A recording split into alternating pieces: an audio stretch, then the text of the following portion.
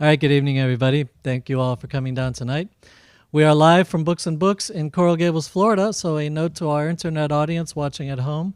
If at any time during tonight's presentation you'd like to purchase a copy of tonight's book, you can call the number on your screen. We'll take care of that for you. We will get it signed, and we will ship it to wherever you are in the United States free of charge.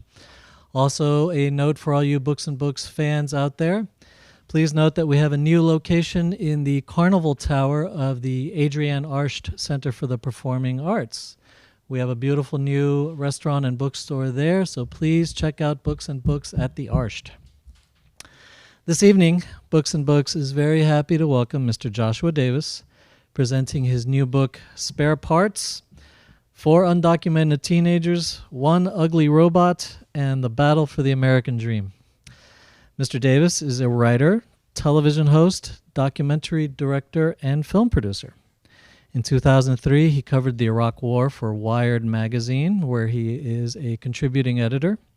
He has tracked rumors of genetically modified cocaine behind rebel lines in Colombia, investigated the world's largest diamond heist, and hunted the source of a cyber war in Russia.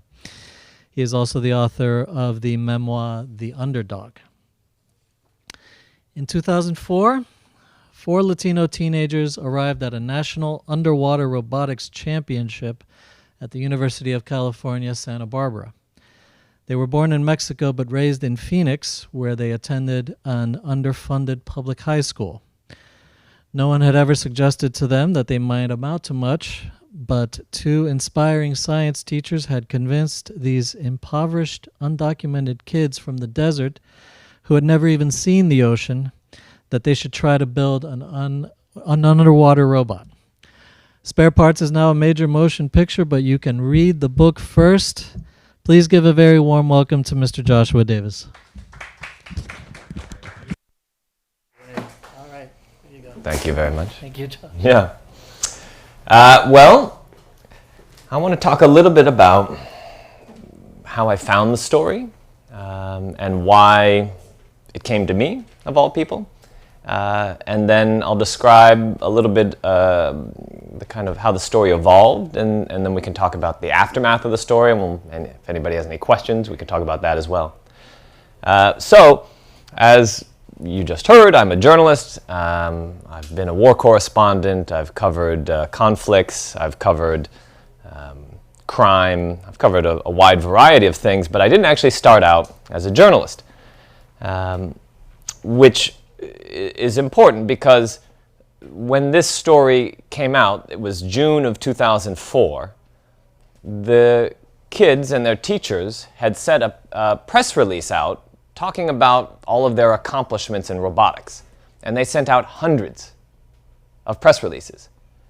And nobody responded on the national level. There was one local journalist in Phoenix who did a segment on public television about them, and after that, silence. And it was about 6 months until they sent the press release to me, after having worked their way down the list of everybody else in the country, and it came into my inbox, and I paid attention to it. And so I want to talk about why I paid attention to it. It'll help you understand maybe some of the meaning of the story. So, as I said, I didn't start out as a journalist. I actually started out as a data entry clerk. I was typing numbers into a computer in San Francisco, where I grew up. I'd graduated from college and, for a variety of reasons, ended up in substantial debt. I had large credit card bills, and I couldn't figure out how else to pay for them than taking the first job I came across, which is at Pacific Bell, where I was literally typing numbers into a computer 8 hours a day, just like this. You can see I still got the hang of it. I was like, this is what I did all day long, every day. And what was incredible about it was that I was getting these forms that customers would check a box to opt into whatever silly program they were opting into. And so my job was to simply type their phone number in, which would indicate that they had checked the box. So after a while of doing this, at one point I remember I typed the number in wrong.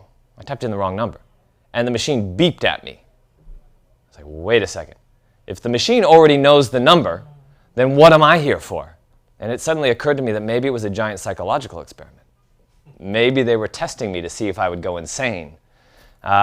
So it was around that time that I saw a flyer for the U.S. National Arm Wrestling Championship.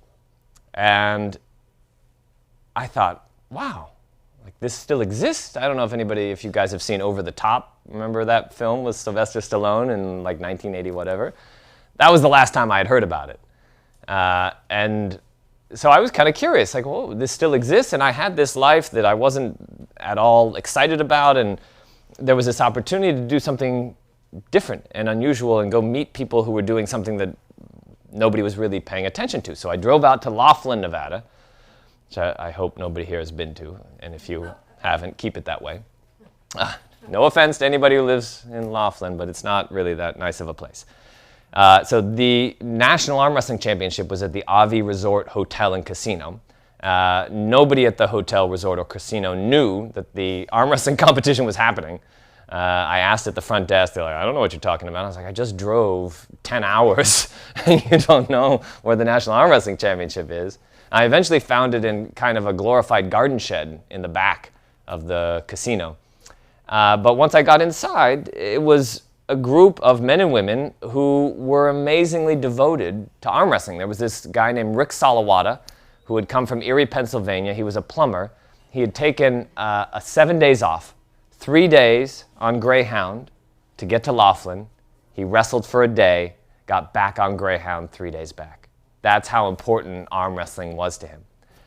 And that was like, wow, he's doing something that he loves. He's so passionate about it. And the organizers, and Rick too, said to me, look, you're here. It's only $20. Why don't you enter? And I was like, well, you know, why not? And Rick's like, I'll teach you everything you need to know. It turns out it's a pretty straightforward sport. There's only 2 moves, the inside move and the outside move. And he gave me a kind of quick primer, and he's like, great, get on up there. So I went up and I wrestled, and it's a double elimination event, which means if you lose twice, you're out. And guess what? I lost twice, right? No surprise. But that was fine. I had this great experience, and I had done something very different from what my normal life was like. So I was sitting in the back towards the end of the event. And they start the awards ceremony. I'm sitting with Rick Salawata, and I'm not paying attention. They start in the lightweight division, and I hear, okay, 4th place in the United States, Joshua Davis, get on up here. Like, what are you talking about? I lost all my matches. This is ridiculous. So I get up there, they put a medal around my neck, and they say, congratulations, you're 4th out of 4. There's only 3 other competitors in the lightweight division. I was like, wow, this is a great sport. You know, this is a sport a man can get used to. And it turns out that made me an alternate for the U.S. National Arm Wrestling Team. And when numbers 2 and 3 couldn't leave the country because they were on probation, I was invited to become part of Team USA and represent America at the World Championship in Gdynia, Poland. Having never won a match in my life. So I went to Poland, and I ended up 17th in the world. With my right arm. Out of 18. And the 18th guy didn't show up. So I've never won a match in my life. But having just put myself out there, I was now an internationally ranked arm wrestler. And I had been a data entry clerk. And so I came home to San Francisco, and I met a guy who was a magazine writer, and he's like, that sounds like a magazine story. Well, I don't know. I don't know anything about that. How do you do that? He goes, well, it's pretty simple. You just write a 1 or 2 paragraph summary of your experience, send it to a bunch of editors, and if they like it, they buy it. So I did that. And Maxim, of all people, bought it. And suddenly I was a journalist. That's how I became a journalist. And soon thereafter, the war in Iraq started to look like it was going to happen. And I went to Wired and I said, look, why don't I'd like to write about the war. I'm interested in this, that, and the other. Let me kind of write a sidebar on your war coverage. And they said, well, actually, we don't have any war coverage. We don't have anybody going. It's like, this is the biggest event of the decade, if not more, and you don't have anybody covering it? It's like, send me. And I'm like, well, what are your qualifications? Well, I'm 4th in the United States with my right arm. I'm 17th in the world. What more do you need? So they didn't have any other choices, so they sent me. But anyway, when I got back from that, they put me on staff, and ever since I've been a national magazine writer. I write usually about 3 stories a year. And so each story is something that's very meaningful to me. Oftentimes they're stories that I've spent years and years and years on. But soon after getting back from the war, I got this press release that I was talking about earlier. And the press release caught my eye at first because it had all sorts of typos. It had spelling errors. It was like 3 words and then a line break. It was just impossible. It was like the worst press release you've ever seen. And I was starting to get a lot of them because now that I was a staffer at a national magazine, people would send things to me and they were always slick and you just press delete, delete, delete. But this one actually, because it was so messed up, I paid attention to it. And as I tried to piece it together, it was talking about a robotics team in West Phoenix, and it was a school that was in an urban area, and it was so hard to read that I didn't know exactly what was going on. But what I did perceive was that these were people who were doing something that typically wouldn't be expected of them, and that they were really passionate about it. And I think that's why it resonated with me. Having just come out of arm wrestling, I was like in a very unique position to appreciate their passion and the fact that it was something that was unusual. So I called the school and I got in touch with the teacher, one of the teachers. There are 2 of them. Freddie Lajvardi was the guy I spoke to. I said, well, what exactly are you doing and what is this program? And he explained that Carl Hayden Community High School in West Phoenix was a school that had roughly 80% free and reduced lunch, which means that correlates to the poverty line. So roughly 80% are at or below the poverty line.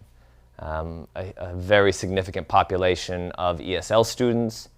And in general, in Phoenix, this school was called, I was there yesterday, they're still considered a ghetto school. That was their reputation. And it wasn't that they didn't get press. They actually did get a lot of press in the Phoenix area.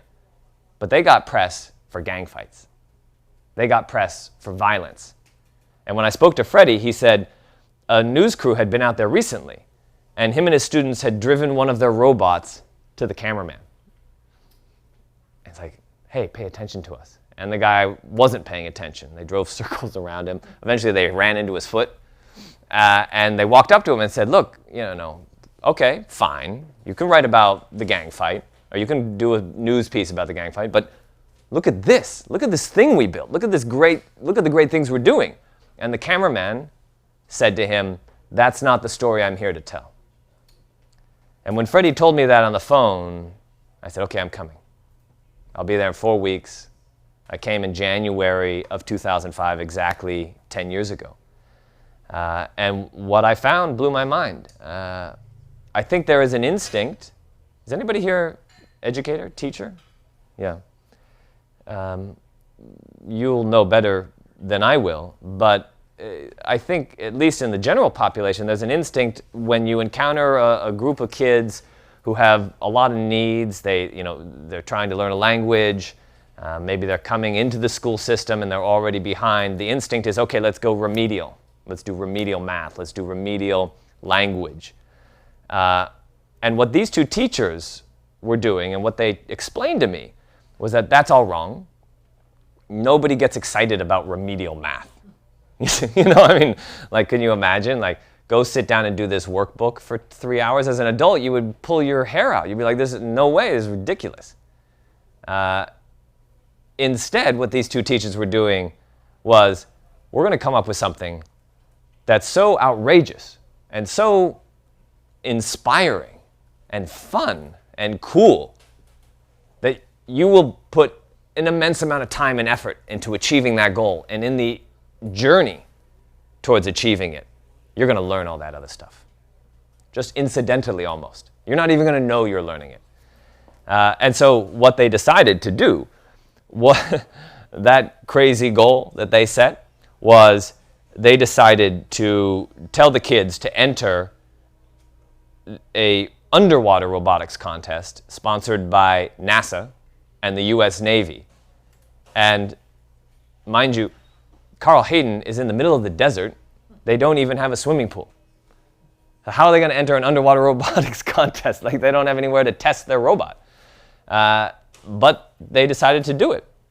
And what was fascinating to see was how this group of kids came to work together on this project. There were 4 of them.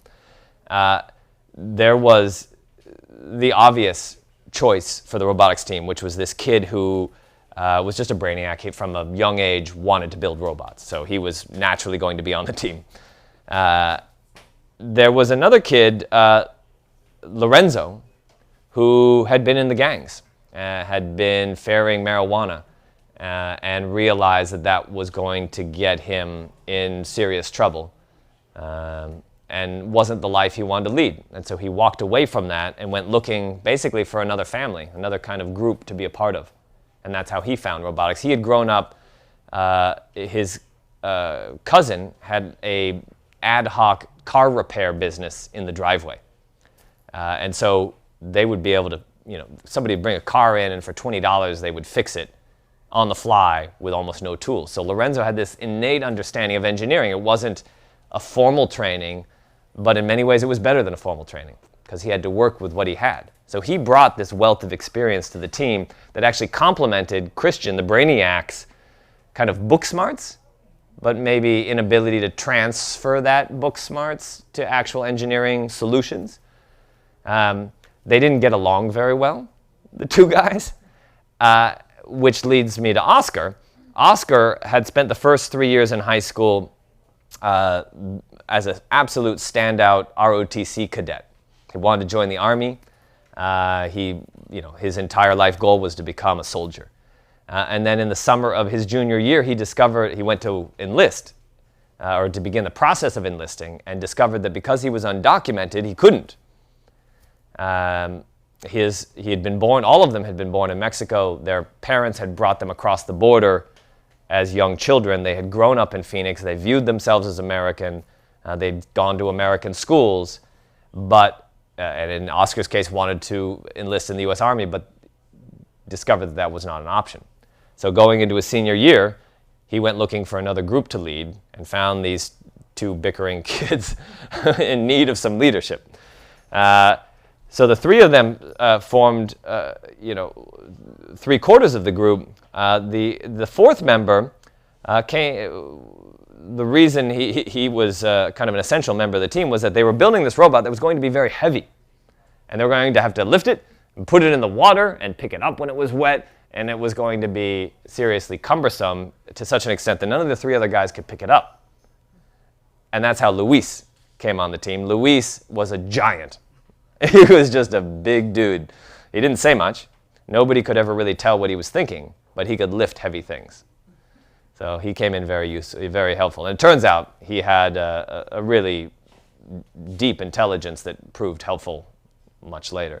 If you read the book, you'll see how that came into play. So these guys came together, and it was kind of like a perfect storm of talents and a mix of book smarts and off-the-cuff engineering. I won't spoil the ending. You might be able to guess it, but they impressed a lot of people, and they changed a lot of people's minds about what kids from that neighborhood were capable of.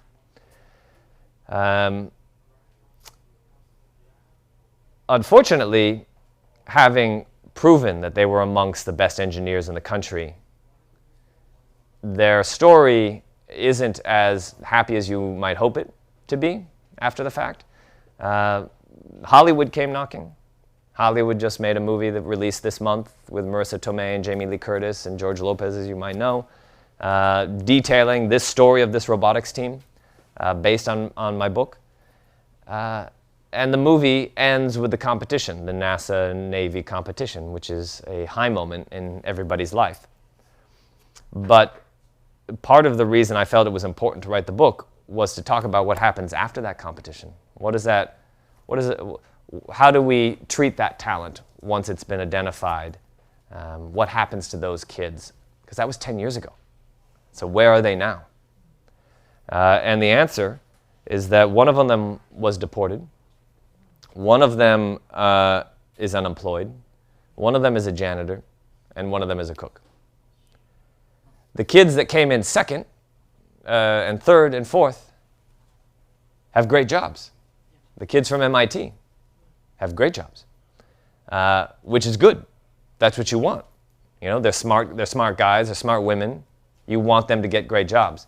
But the team that came ahead of them should also have those opportunities. And because of the fact that they, crossed the border as children, not of their own choosing, but again, they would have chosen. Part of what was interesting to me in writing the story was this sense back in '04, particularly in Arizona, that immigrants are coming here not to do good things, but in some way to either be criminals or to leech off the system, leech off entitlement programs. You hear that a lot. In the course of my reporting, I felt the opposite. I mean, they're coming to build a better life. They're coming for greater opportunity. They're coming to escape violence. They want to contribute. And yet there was a backlash after '05. In '06, Arizona voters passed a proposition that was, Proposition 300, that made it very difficult to be a young student in Arizona. So to me, it's still a very troubling story. There's a lot of optimism. There's a lot that inspires me about what they have done and what they have achieved, and there's a lot that troubles me about what has become of their talent. So I'm happy. That's kind of a bit of an overview. I'm happy to talk about any little piece of it. Talk about how I came to it, other aspects of that, or anything along the way. Anybody have any thoughts or comments or insights? Anybody have any solutions? That would be great. I'll take solutions. Raise your hand if you have a solution. Yeah. So the first thing that I wanted to ask you when you started talking was, where are they now? Mm-hmm. And it's really sad to hear where they are. I work for a Hispanic media company, and I run an education campaign. So I'm very familiar with all these issues about kids, Hispanic kids, and education. And what is worrisome is that Hispanics, like in 2050, in a few years, 1 out of 3 students in public schools is going to be Hispanic. So unless these Hispanic kids that are underprivileged get a good education, I don't know what's going to happen in this country. And I think it's important for films and books like this to bring some awareness about this issue. Yeah. That unless these kids get an education and are able to contribute to the society, we're all going to be in big trouble. Yeah, I agree. I don't have a solution. The solution is to bring awareness about the issue and for all of us as a society to try to help in some way Yeah. these kids. I wrote an op-ed in the New York Times last Friday arguing exactly that we're giving them an education certainly in elementary and high school. They have a court-mandated right to an education up until high school. We can debate the quality of that education, but at least it exists. After high school, it's a patchwork of rules and regulations. In some cases, the kids qualify for in-state tuition. Some cases they don't, even though they've been there their whole life. In some cases, they qualify for state aid or scholarships, which they obviously need. And the argument that I was making last week was that, look, we have invested in their talent through elementary and high school. So why now, at this critical juncture, in trying to get a return on that investment, just strictly from a business and economic perspective, would we say, okay, we're cutting you off? Like, we've gotten them that far. Let's just get them another 4 years so they can then go into the job force and do something practical and productive for the country. We're wasting a lot of money by making an investment that we're not completing. And of course, the other side would say, well, we shouldn't be making that investment at all, right? We shouldn't be investing in element. They should be, I don't know, what would they be doing if they weren't in school, right? Like, that argument doesn't make a lot of sense to me. Again, the other side would say, well, if you're not offering them school for free, they won't come here. I think people will always come here, particularly when they're fleeing violence in Central America and Mexico. I think there is a bit of an irony in the fact that critics of amnesty or any kind of immigration reform argue that people shouldn't be coming here, when one of the main contributors to the reason that they're coming here is because so many Americans are doing so many drugs. That money is creating a drug war, which has created so much violence that people have to flee. Maybe they wouldn't come here if all the Americans stopped doing drugs. So there's a solution. Yeah. Yeah, go ahead. So these kids won this competition. Weren't they offered scholarships or anything, or they were just, as you say, just cut off at high school? Yeah. So what happened was they won the competition and nobody paid any attention. And so immediately afterwards, 2 of them were still in school. 2 of them had graduated.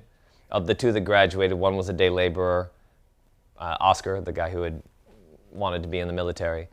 And Luis was a file clerk, basically, at that time. And I wrote an article in Wired about it, initially in May of 2005. And Wired readers wanted to help and started emailing me and emailing the magazine asking to donate. And they ended up donating about $100,000 to send these kids to school. Oscar and Christian, the ROTC guy and the brainiac, went to ASU. But it was in 2006 that Arizona voters passed Prop 300, which tripled their tuition. And they couldn't, each of them had $25,000. It wasn't enough money. Christian ended up dropping out as a result. Oscar was able to piece together other scholarships to finish. He did finish. He graduated on the dean's list with a degree in mechanical engineering, and then was essentially deported and ended up picking beans in a field in Chihuahua. So that is not an ideal outcome, and there's more to that story. I mean, I could spend hours talking about Oscar's story. It's all in the book. You can. It's very dramatic, in fact. Luis, the big guy, and Lorenzo, the kind of mechanical genius, they both had grown up in houses that had a really rich culinary tradition. Both of their mothers were very good cooks, and they had grown up cooking with their mothers. And they decided to use their share of the scholarship money to go to culinary school. And the way Lorenzo talks about it is that cooking is like a form of engineering.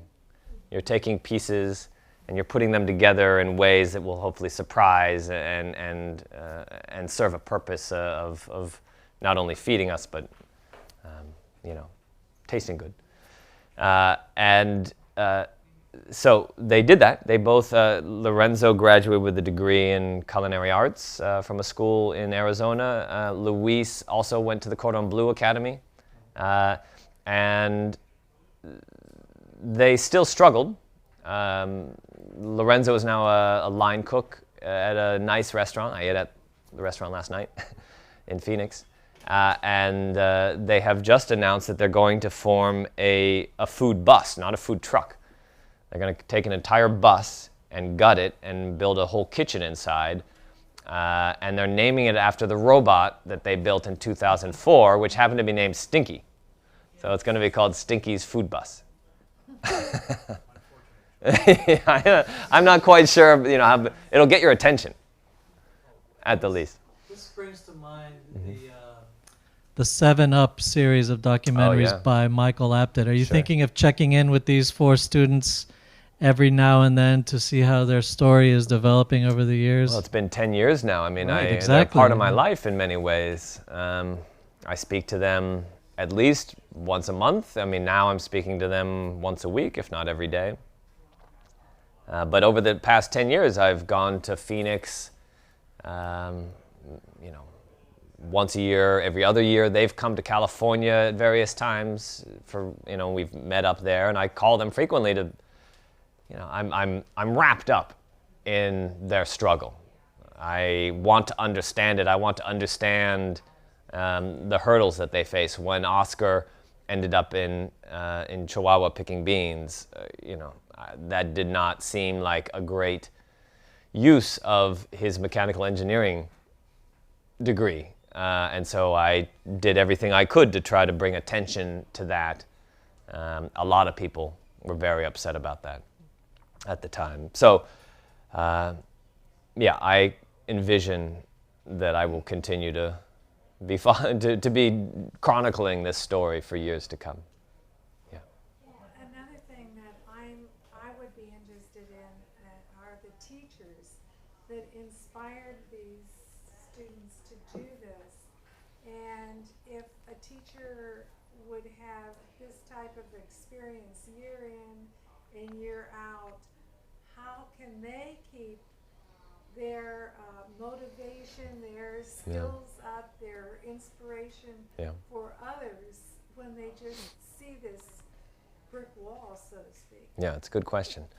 So Alan and Freddie are amazing teachers. The struggles, this was very early. 2004 was very early in the formation of this robotics team.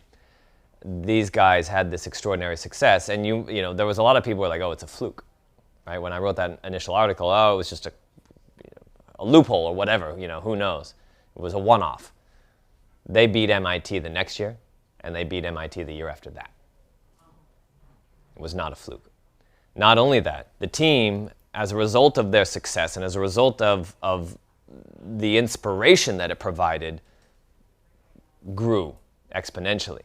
Now it's a team of 60, 70 kids.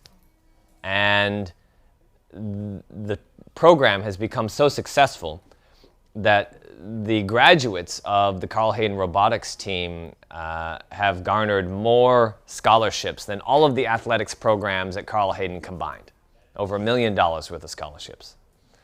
The team has sent a whole series of kids to ASU, to the engineering program. And most interesting to me over the past 10 years has been watching how the team has evolved internally. Initially, there were very few women on the team. But because Alan and Freddie felt that it was very important to encourage women to join the team is now 50 to 60% women, and the women control the entire electronics for the most part this year. There's a group of women that have done the electronics. There's a woman programmer. The team is dominated by women now. And the joke in the West right now is, if you meet a Latina engineer, ask her what year she graduated from Carl Hayden, because they produce so many Latina engineers. The effect that these four guys had on subsequent classes can't be downplayed. So while they may have struggled enormously, the kids that came after them, the kids that were basically given these heightened expectations, say, look, we did this, so you have to do at least this to impress us, have gone great places. The students have gone on to Stanford. There's students in New York at NYU. There's a lot of students at ASU. They have succeeded in changing the culture. But are they all legals? No, they are not. They are undocumented. They're able to. They have found ways. After I wrote the article, in addition to the 100,000 that people just kind of sent in ad hoc, there were a group of businessmen that formed a scholarship fund, roughly, I think it was about $800,000, to send these kids, to send graduates of the program to 4 years of college. And so those kids, as you know, there's not only kind of the inspiration, but there's very practical implications of what they achieved and the effects that had on subsequent classes. So those kids were able to go to college in a way that these guys struggled to do. Go ahead. Sorry. Yeah. So I'm wondering what, I think part of the title or the subtitle of the book says, it talks about a fight for the American dream, Mm-hmm. something I'm reading. Yeah, that's correct. And so Battle, maybe. I work for Americans for Immigrant Justice Mm-hmm. in Miami, and I'm wondering how that part plays into the narrative of the book. Like what we've talked so far about the specific Yeah. story of the kids. Well, all of them are American in their minds. They grew up here. They've gone to American schools. They certainly don't plan on going back to Mexico, which is a country they don't really know at all. I mean, Christian came, I believe, when he was 5. Lorenzo came when he was 2. Luis, I don't have it at the tip of my tongue, but similar age range. Oscar was a little bit older. But in Oscar's case, he wanted to become a soldier in the U.S. military, right? So they believe another reason that people want to come here and have been coming here, you know, my family, all of our families basically, right, at some point, came here is to build a better life and to have the opportunity to succeed on your merits. That's the American dream. These guys want that. And by a quirk of immigration law, have been unable to do that. We've been throwing hurdles in their way that are not only detrimental to them, but are detrimental to us as a country. That is the battle that I'm talking about. The frustration with government's inability to think outside of the box or respond in a significant delay to situations which are on the margins of the bell curve. In Israel, there was a program that I was a small contributor to. It was started by a group of people that had exited their technology companies and made a lot of money. And they've identified that the biggest potential is in the sides of the bell curve in every group of underprivileged class or school or any number of any cell of students in an underprivileged school. Typically, the top 5 to 7% are the ones that are the lost potential, and the bottom 5 to 7% are the ones that are going to be in jail. And the focus of the program was to take both of these, to take teachers in after hours, split the two teams, of course, because they cannot be provided with the same kind of supplementary education, but to very much focus on after hours education for both of these groups, with the goal of keeping one side out of jail or worse, and giving the upper side of the curve the chance to actually go to higher education. And what population was this in Israel? It's just exactly the kind of neighborhoods that you're talking about. Right. Neighborhoods that you're not going to go look for your next apartment. Right. And the success was tremendous, and it took a lot of attention from cities and from schools and from follow-on schools, and there are a lot of success stories. Does it continue? Yeah, it continues, and Yeah. they were able to get some endorsements, some level of support from the Ministry of Education. Of course, that's the hardest part. That only Right. comes after you've self-funded it for years. But the model was adopted by a lot of different cities. What's interesting to me, the story that I'm talking about is a very small scale version of that. It's just 4 kids, right? But Lorenzo would likely have been classed on one end of that bell curve, and Christian would have been on the other. And what the teachers did was not educate them separately. They put them together. And that was where the magic happened. And this is a conversation that I've actually been having.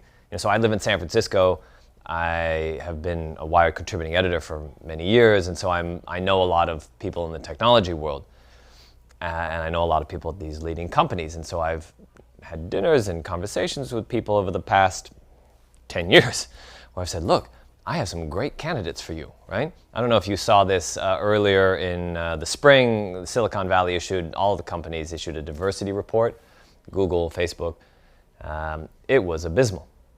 We're talking single digits, percentages. It's ridiculous. And so that came out, and I called my friends. I was like, look, I got a solution for you. I'm going to make it real easy. Here they are, I'll help with their resumes. I'll send them in. I got them the resume. I got the resumes in. I worked with them, and one company offered Oscar a job that was, not much better than minimum wage. And Christian, who to me is eminently qualified, he's the brainiac for a job at one of these companies, did not get a job offer. He didn't graduate from college. He doesn't have that piece of paper. But on the other hand, there's this huge movement in Silicon Valley now led by Peter Thiel. It's like, screw college, right? Well, okay, we got this guy here. I'm still baffled. I don't know what to say about this. I don't know why they didn't get jobs. What would you say was the one single element that made this happen? Was it the chemistry of these 4 kids together? Was it the teachers' influence? Because there's schools all over the country that there are kids that probably have some latent talent that could come together. But what would you say is the one element that was the most important thing that made this happen in this particular school at that particular time? I would have to say the teachers. The teachers. Yeah, I mean, these 2 guys, Freddie and Alan, are extraordinarily dynamic. They're very inspiring. It fascinates me and frustrates me that all of this is happening after school. This is not a school program. During the school day, these guys are following the curriculum that has been mandated, and they have to follow these lesson plans. If they deviate, they're marked down. And then when 3 o'clock comes and the final bell rings, or whatever time it is, that's when the real learning starts. I mean, that's the irony, right? They were not paid for this. For most of the past 10 years, they received nothing. In fact, Alan and his wife Debbie contributed money every year to the team anonymously. And how did that happen? How did they select these 4 kids? Did the kids come to them? The kids, Did they recognize some talent in these kids and say, hey, after school we can do this? at that early stage, they went to the kids and basically recruited them. Said, I think you would like this. I think this would be good for you. There was definitely, and now it's become a self-perpetuating thing, so that now it's so well known that people come to join the program. But yeah. How long has the movie been out? 2 weeks, 2 weekends. I think we're going into the 3rd weekend So now. you think that movie might offer some influence? I do. I mean, the movie reaches a different audience than my original article, than Well, my I hate book. to say this, but I saw the movie. I haven't read the book. Okay, well, the book will give you an insight into exactly how they came together and what happened after. But the movie, I'm curious to hear what you thought. Every time I watch it, it leaves me on this very kind of inspirational moment. When it ends, things are great. I have a different perspective on it, knowing, because I know. But they do show. They do show. At the end, what has happened to them. Right. But it's playing against very inspiring music, and you still feel like they don't want them, being a Hollywood movie, it doesn't want you to leave the theater feeling poorly, right? Does it do justice to the story? It does. I mean, there's one of the big changes that they made was that they combined the 2 teachers into one character. Thank you. Bye. Yeah. They combined the 2 teachers into one character, so Freddie Lajvardi and Alan Cameron became Freddie Cameron. The joke on the set was Freddie is of Iranian descent and Alan is of Scottish descent. So what do you get when you cross an Iranian and a Scotsman? You get George Lopez. Yes. Yeah. We just came from my daughter's robotic, we have a booster club. The Oh, good. parents. So we're at Master Academy on Key Biscayne. Yeah. And we have some fantastic kids. They just won 3 championships.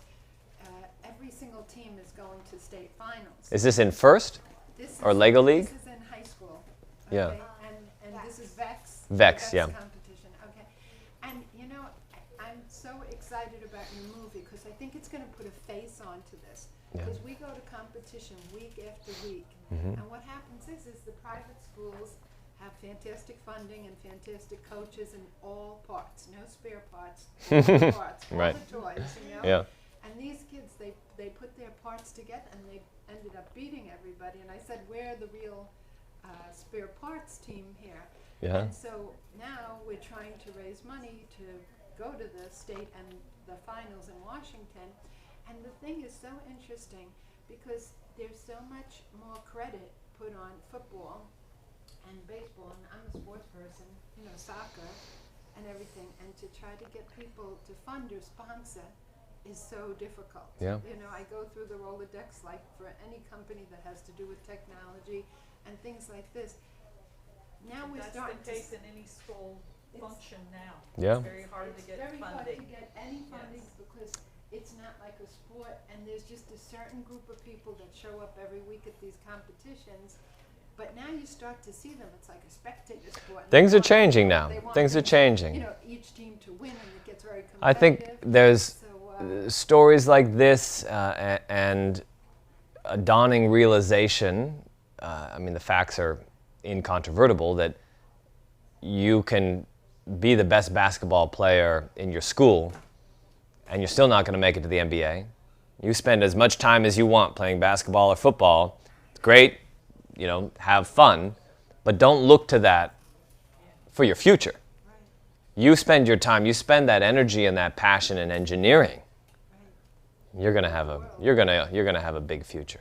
No, I have to thank you because I think you're going to take it from being like a rogue sport, you know, on the outskirts, and it'll be common day talk now. Yeah. Because people really don't even know what we're doing a lot of times. Right. They don't understand, you know, what's going on or how the kids build these. And she was on the team at Columbia University in New York, and they won the world championship.